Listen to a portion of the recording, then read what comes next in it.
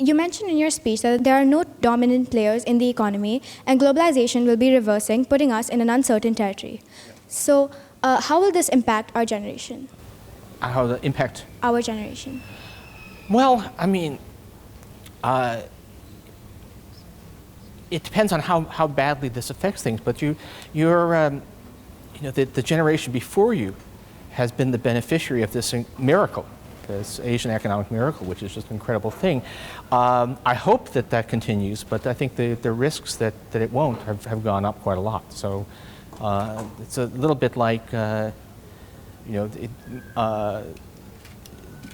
basically you're transitioning from a period in which unprecedented growth to one in which not so great, and maybe not the Western thing now where actually children expect to live worse than their parents, but still, it's not great.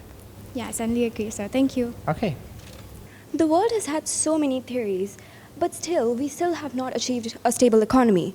What, according to you, are we lacking in these theories that make us go back to a fluctuating economy? Oh, I don't think the problem is with the theory. Actually, the period after 2008 was huge vindication of economic theories. The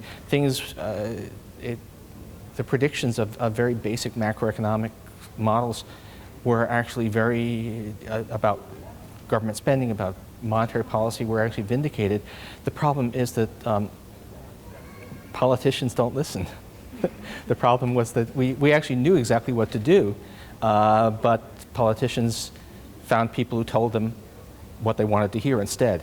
So it was a peculiar combination of vindication and despair, because the models worked, and the political leaders refused to pay attention.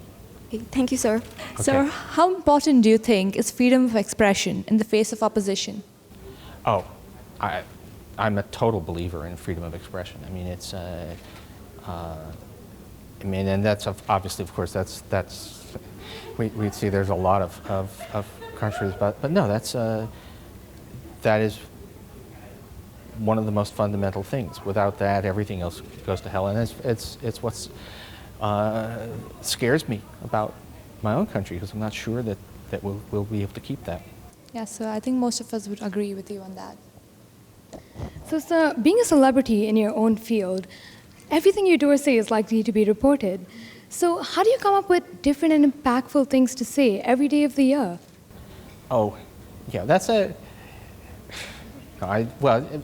maybe I don't. I don't know. Maybe I've gotten predictable and boring. I don't know. But you just pay attention to the news. I mean, in these times, the problem is actually not what to write about, but what not to write about. There's always at least six terrible things happening every day. So the question is which one of them to write about. Definitely, sir. And I think I represent all of us when I'm saying you do answer questions with perfection. Genuinely so impactful. Okay, well, thank you. Thank you, sir. Thanks, guys.